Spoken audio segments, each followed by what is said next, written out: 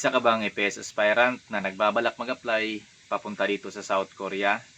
Bago ka mag-apply papuntang South Korea, may share ako sa iyong 5 katotohanan about sa South Korea. So shout out sa lahat ng mga nagbabalak mag-exam para sa KLT23. At shout out na rin sa KLT21 at KLT22. Congrats po sa mga na-hired and good luck po sa mga nasa roster. So siguro marami ka ng vloggers ang napapanood dito sa South Korea kaya na-inspire ka na mag-apply papunta dito sa South Korea. Pero bago ka mag-apply, panoorin mo muna ang video to para makapag-desisyon ka talaga kung tutuloy ka papunta dito sa South Korea. Ito yung 5 katotohanan tungkol sa South Korea. Number 1, napakahabang proseso ang pag-a-apply papunta dito sa South Korea. Unang-una dyan sa mga proseso ay yung sa registration. Sa registration pa lang pahirapan na dahil sa sobrang dami ng gustong mag-apply buong bansa at ang registration ay online registration lang. So may iba na hindi nakakapasok sa registration. May registration, exam, skill test, medical, tapos magsasend ka ng mga documents, mag-aantay ng approval. Pag approval, nandyan ka na sa roster. Sa roster, maghihintay ka na ma-hard. Pag ma-hard ka, maghihintay ka na naman ng mga documents pa at saka training, visa, sobrang napakahaba. Number 2, nakatotohanan dito sa South Korea. Pag nakapasa ka sa exam, walang kasiguraduhan na makakaalis ka papuntang South Korea. Yun yung masakit na katotohanan na kahit pumasa ka, may pasa mo yung exam, lahat-lahat ng exam at medical, walang kasiguraduhan na makakarating ka sa South Korea. Yan po ang laging pinapaalala ng DMW at ng HRD Korea. Kaya pag-isipan mabuti kung tutuloy ka at para ba sa'yo ang South Korea. Number 3, malaki ang gastos papunta dito sa South Korea. Sa lahat naman ng bansa ay meron talagang kaakibat na malaking gastos. Siyempre, pag malaki yung pangarap, malaki din yung kapalit, malaki din yung investment, ika nga. Pero ang kagandahan lang sa South Korea is staggered, hindi siya isang bagsakan. Sa akin, umabot ako ng 180, lahat maximum na yun. Kasi malayo ako, Mindanao ako. So sa lahat ng taga Mindanao, pag-isipan nyo mabuti, no? Sa malalayo, sa Visayas, Mindanao, pag-isipan nyo mabuti yung gastos. Malaki yung gastos, pero walang kasiguraduhan na makakaalis ka.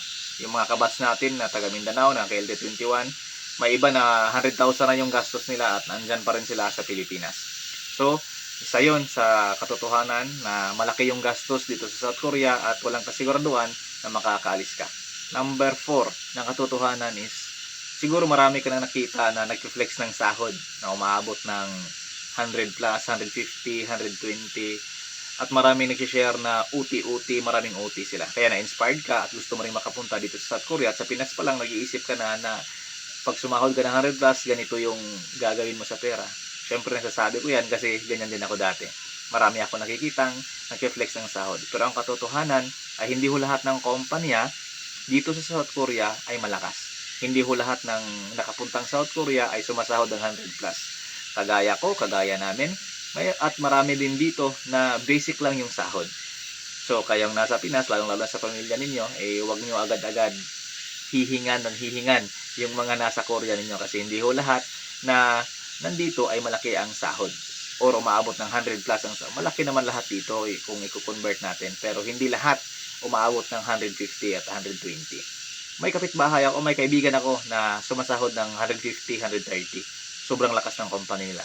Pero hindi lahat ng kumpanya ay kagaya ng kanila.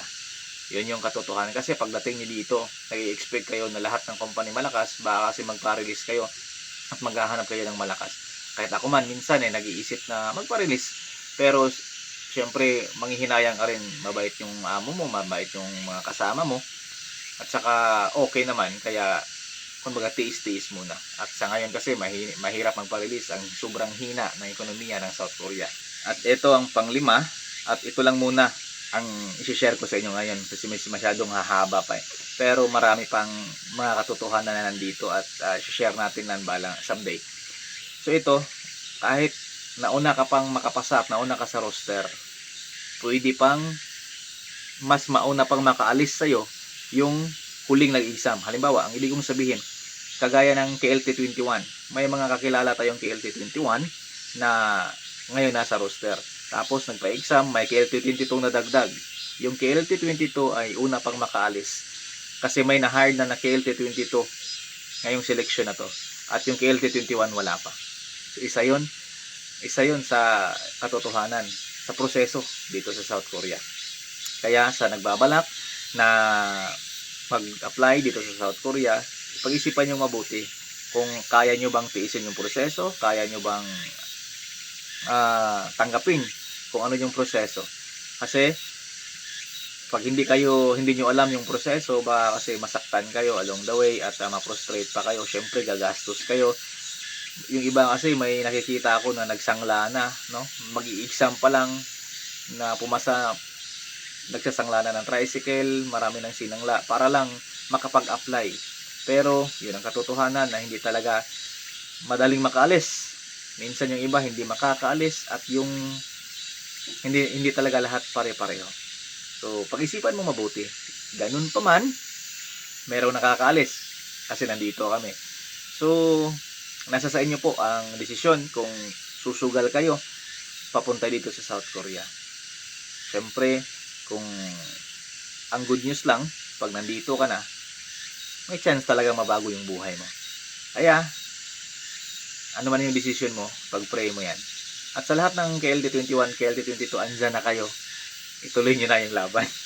So, God bless everybody and till next time, para sa mga katotohanang video, share ko po sa inyo. I am Rico and please follow my page and kita kits.